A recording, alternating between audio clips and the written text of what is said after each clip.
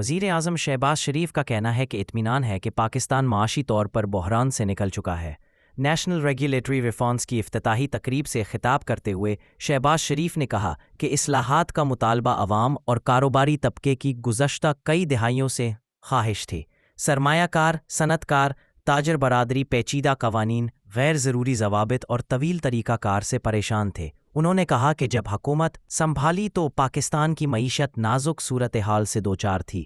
ملک عملی طور پر مالی دیوالیہ پن کے دہانے پر کھڑا تھا، مہنگائی بے قابو تھی، پالیسی ریٹ معیشت کو مفلوج کر چکا تھا۔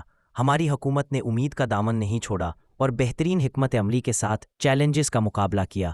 شہباز شریف نے کہا کہ IMF نے پاکستان کے لیے 1.2 ارب ڈالر کی قسط کی منظوری دی ہے، معیشت کی پائیدار ترقی کے لیے غیر ملکی سرمایہ کاری کو راغب کرنا ہے۔ ان کا یہ بھی کہنا تھا کہ نوجوان ملک کا قیمتی اثاثہ ہے، ان کو فنی اور پیشہ ورانہ تربیت فراہم کر رہے ہیں۔